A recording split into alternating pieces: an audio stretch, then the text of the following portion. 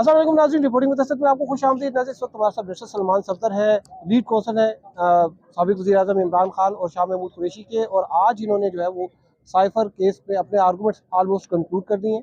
आज की जो समाअत थी उसमें क्या जो है वो ख़ास बात हुई, और ये कि ये ट्रायल जो है वो इतना जो है वो इनके आर्गूमेंट्स जो हैं वो इतने ज़्यादा टाइम क्यों ले रहे हैं, इससे हम आज जो है वो बैरिस्टर साहब से जानेंगे। दोनों जज साहिबान बड़े तफसीली नोट्स ले रहे हैं, मगर ऑन द पॉजिटिव साइड मैं आपको ये कह सकता हूँ कि ये एक तरह की गद्दारी का मुकदमा है, एंटी स्टेट एक्टिविटीज़ है। ये स्पाइंग के ऊपर होता है, स्पिनाच के ऊपर होता है, दुश्मन मुल्क से कॉपरेशन पर होता है, उसको कोई सीक्रेट इन्फॉर्मेशन शेयर करने पे होता है। ये मजाक उड़ाया है इन्होंने ऑफिशियल सीक्रेट्स एक्ट में कि एक प्राइम मिनिस्टर एक चीज़ बाहर से अंदर आई है, अंदर से बाहर कुछ नहीं गया, आपने सुना होगा वो।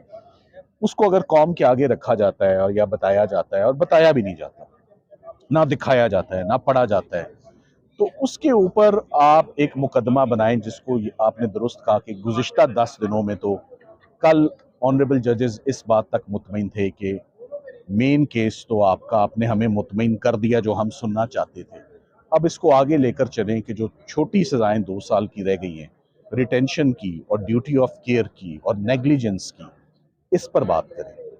पहली बात है कि पाकिस्तान में लापरवाही और गफलत बरतने पर तो प्रोसिक्यूशंस क्रिमिनल लॉ की होती नहीं है, होती हैं बहुत सीरियस प्रोसिक्यूशंस होती हैं। मिसाल के तौर पे आप डॉक्टर हैं, ऑन अ लाइटर नोट, कल आपने बताया था कि कैंची पेट में रह गई, आप अगर अपनी ऐनक मरीज के पेट में रख के तो स्टिचेस लगा दें तो वो ग्रॉस नेग्लिजेंस है, very serious, criminal negligence. High degree of negligence.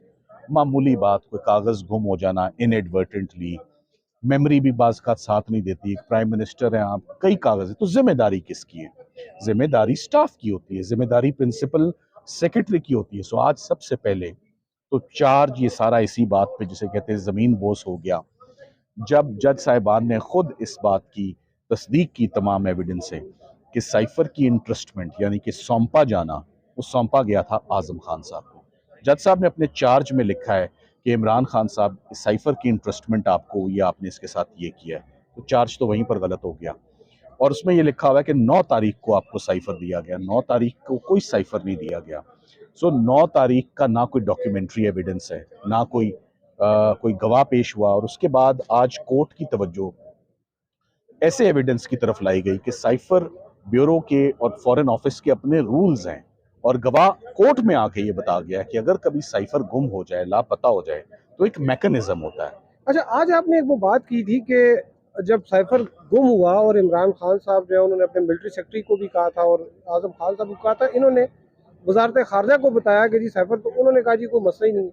जी देखिए, जब वजारत खारजा को बताया, उसी महीने 28 मार्च को 2022 को मीटिंग जो बनी गाला की कहते हैं, तब तक साइफर गुम हो चुका हुआ था, साइफर नहीं था।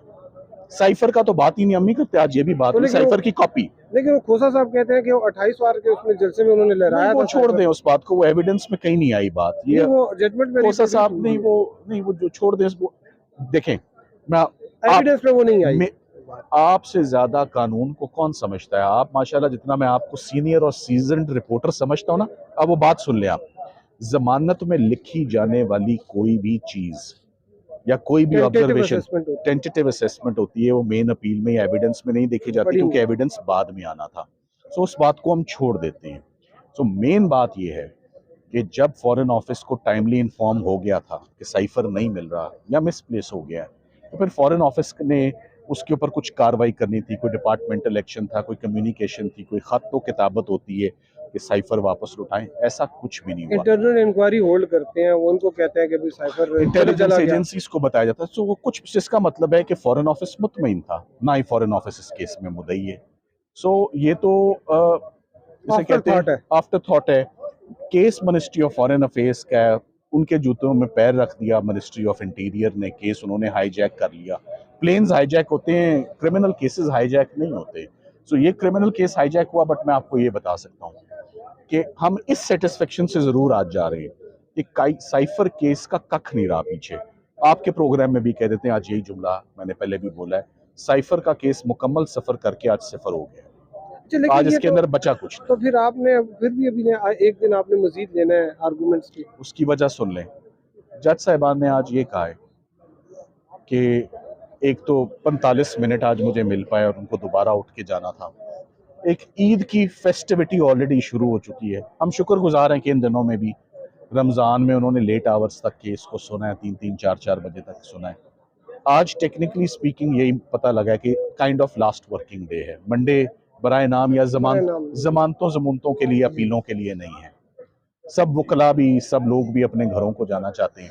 सो इस वजह से जज साहब ने कहा कि ईद के बाद अब इसको रिज्यूम करते हैं।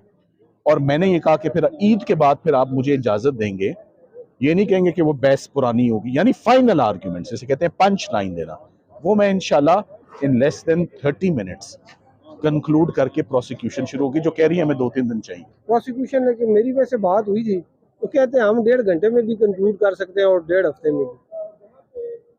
ठीक, दुरुस्त है बात। देखिए, अमित शाह साहब तो आपके भी उस्तादों में जी, से उस हामिद शाह साहब मेरे बिल्कुल उस्तादों में से, मैं उनकी बहुत इज्जत करता हूँ। उन्होंने आज मैंने अप्रिशिएट भी किया, किसी स्टेज पर भी उन्होंने ना मुझे रोका, ना टोका, ना इंटरप्ट किया।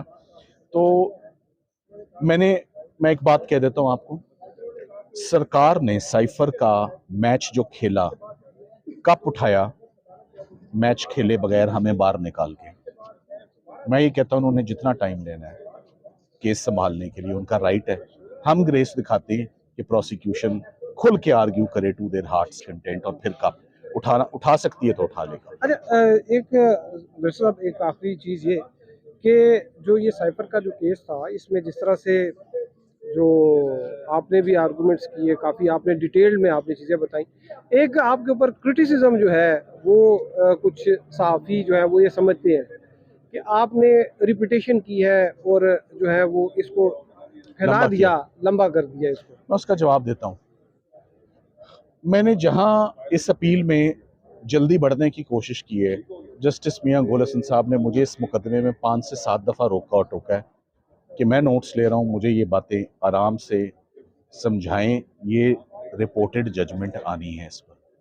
तो दूसरी बात, मैं आज खान साहब को बरी करा देता, आज केस खत्म हो जाता। अपील में फिर नहीं, घर चले जाते हैं।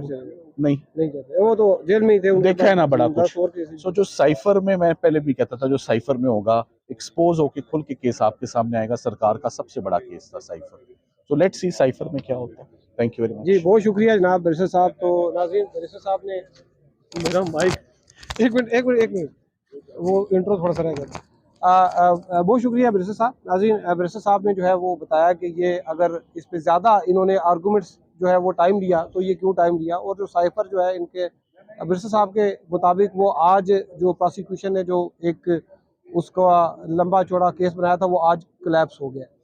तो आगे 16 अप्रैल से जो है वो दोबारा से इसकी हियरिंग होगी और लगता है कि उसी हफ्ते जो है वो कंक्लूड भी हो जाएगा। आपको अपडेट करते रहेंगे। हमारे साथ रहने का शुक्रिया। अल्लाह हाफ़िज़।